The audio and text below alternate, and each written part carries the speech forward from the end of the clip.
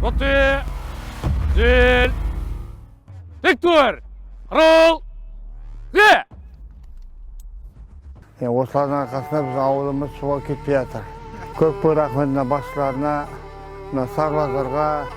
Жігіттерге, солдаттарға көп рахмет. Такая защита у нас. Алғысым шексіз. Военные молодцы, ребята молодцы. Огромный и низкий поклон родителям военнослужащих, которые воспитали так своих детей. Орамалын шешіп болған деп. Әйтеуір көреді ғой бізді біреу деп. Шамалдан кейін вертолет уже бұрылғаны білінді бізге. Қуан. Большую благодарность хочу выразить экипажам, которые, не покладая своих рук, труда, не жалея себя. Қауіп-қатерден аман болып тек жүре беріңіздер. Помогает простым гражданам. Қуанышпен десек, мынау жамандық болмасын ендігі. Ауданға келген солдаттардың барлығына үлкен алғыс айтамын. Әскер халық пен ел амандығының берік сақшысы, қорғаушысы. Олар қай кезде болмасын күн түндемей, күннің суығына да, ыстығына да, желі мен жаңбырына да қарамай, отанға адал қызмет етіп, елім деп жүрген нағыз ерлер. Ел басына күн туса, ер етікпен су кешер дегендей, бейбіт заманда да ел басына түскен табиғаттың тосын сыйларына да бірге төтеп беруде.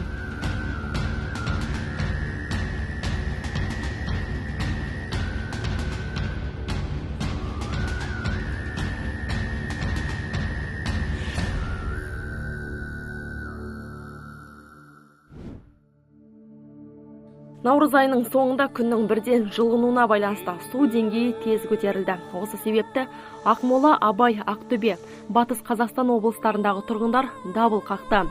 Көп ұзамай Қостанай, Атырау, Солтүстік және Шығыс Қазақстан облыстарында да жағдай күрделі екені белгілі болды. Қазақстанның бірқатар аймақтарында төтенше жағдай режимі жарияланды. Апат орын алған сәттен бастап ел бір кісідей бірікті. Алғашқы күндерден ақ әскери қызметшілер халықпен бірге болды.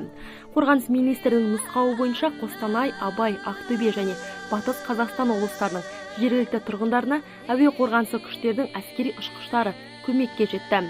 Құтқару жұмыстарына Ми-171, Ми-17 және Ми-8 көліктік жауынгерлік тікұшақтардың экипаждары кірісті. Әскери ұшқыштарға берілген негізгі тапсырма су тасқынынан зардап шеккен жергілікті тұрғындарды іздеу және оларды қауіпсіз жерге көшіру болды. Сонымен қатар тікұшақтардың экипаждары азық-түлік, жылы киімдер мен бірінші кезекте қажетті заттарды, гуманитарлық жүкті жеткізуді жүзеге асырды. Су тасқыны басталғаннан бастап Қазақстандағы еріктілер, әскерилер, құтқарушылар барлығы бір жағадан бас, бір және қол шығара отырып, зардап шеккен аймаққа көмек қолын созуда. Міне бүгін кезекті гуманитарлық жүк Петропавл қаласына жіберілетін болады.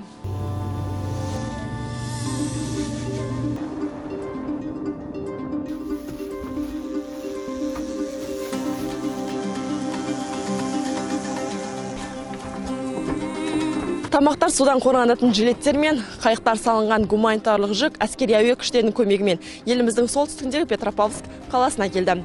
Ес-295 тікұшағының бортына шамамен 10 тонна жүк тиелген. 19-132 әскери бөлімнің жеке құрамы осыған дейін Орал, Ақтөбе және Атырау қалаларына да көмек қолын созған.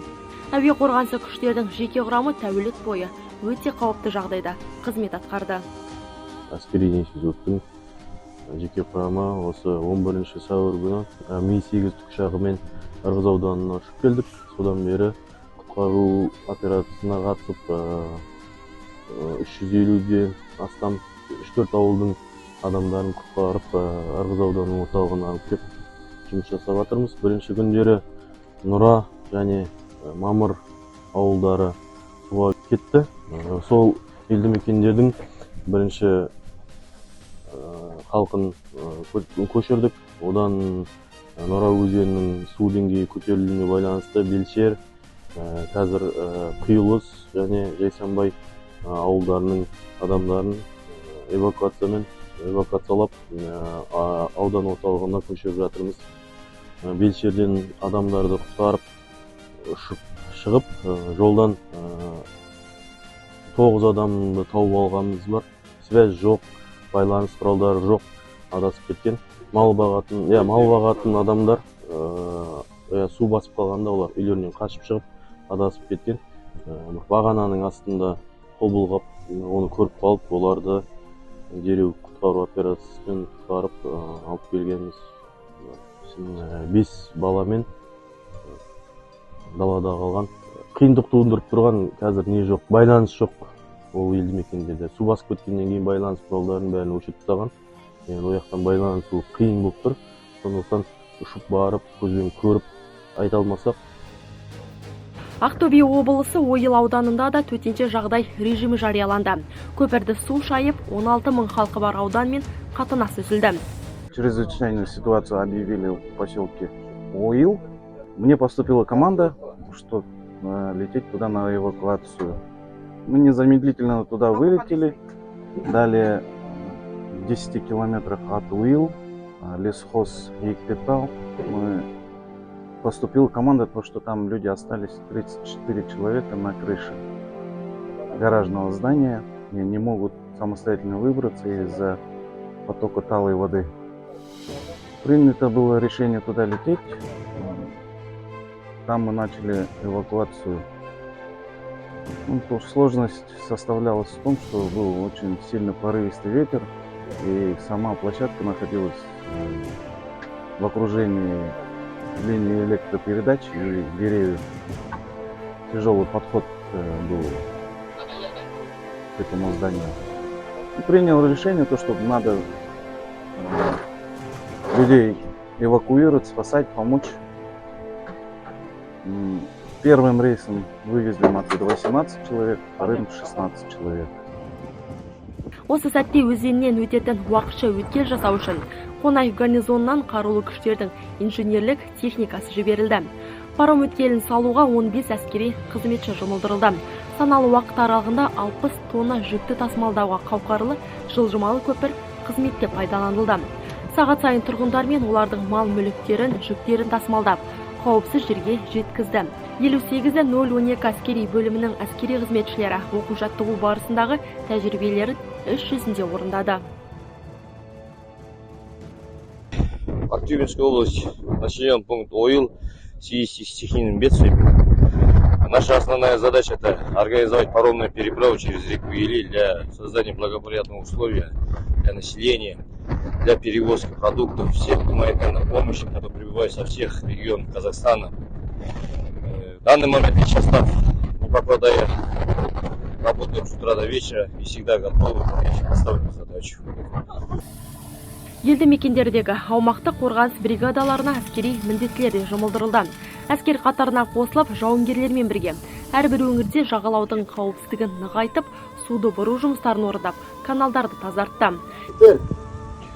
Ел басына күн туып отыр.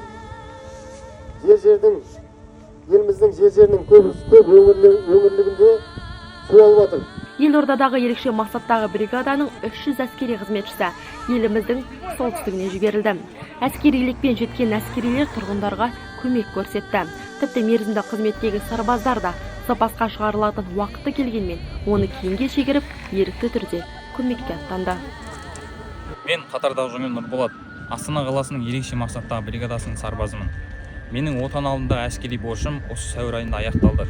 Бірақ та аяқталғанына қарамастан үйге қайтудан бас тартып, отан алдындағы әскери және азаматтық борышым ретінде елбасына осындай қиын жағдайда Петропавловск қаласында су басуды алдын алу мақсатында елге қызмет етудемін.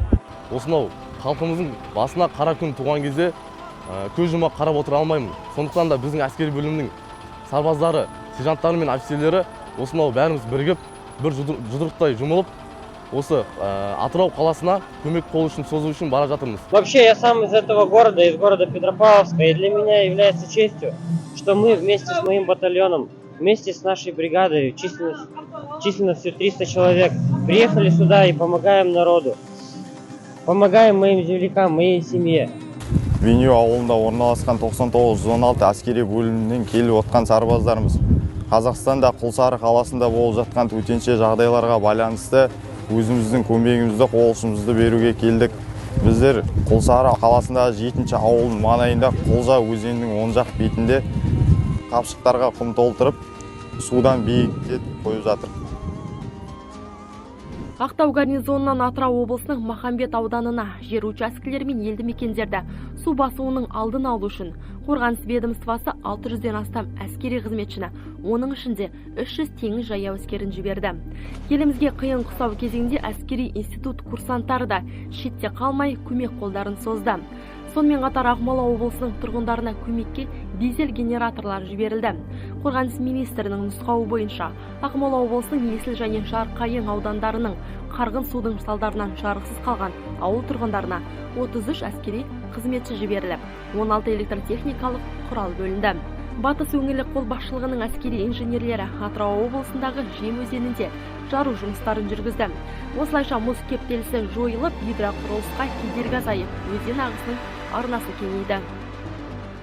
Құлсары қаласындағы төтенше жағдайларға байланысты қазіргі таңда Жем өзені бойындағы жасанды бөгеттерді ашу мақсатында жеке жару жұмыстары ұйымдастырылып, Тасшағыл көпіріндегі, Піл Аққұдық көпіріндегі, Қосшығыл бөгетіндегі және Қосшан бөгетіндегі жасанды бөгеттердің жолдарын ашылды.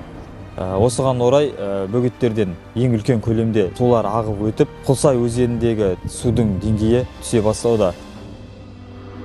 Қарулы күштердің 99-да 250 әскери бөлімі аумақтық қорғаныс бригадасының 30 әскери қызметшісі Бөрлі ауданы Бумакөл ауылындағы су басқан аймақтарда 2000 қаппен су бөгеттерін құрып, 2 ауыр техниканы шығаруға атсалысты. Тіпті Алматы Жетісу гарнизондарындағы десанттық шабуылдау әскерлерінің 300-ден аса жауынгері су тасқынымен күресуге Орал қаласына жіберілді. Олар Жайық өзендеріндегі бөгеттерді нығайтуға және кірпіш зауыт аудандарындағы Круглоозерный, Серебряков елді мекендері мен жас натуралистер станциясына қауіп төндіретін суды бұруға жұмылдырылды. Ал оңтүстік өңірлік қолбасшылығының 5-ші механикаландырылған бригада жауынгерлері Атырауға көмекке жіберілді. 27 наурыз бен 17 сәуір аралығында су тасқынмен күресуге барлығы 6000-ға жуық әскери қызметші көмектесіп, 250-ден астам автомобиль техникасы, 11 тікұшақ, 2 ұшқышсыз басқарылатын құрылғы және 5 әскери көлік ұшағы жұмылдырылды. Сонымен қатар әскери қызметшілердің көмегімен 150 мыңға жуық қап дайындалып төселді.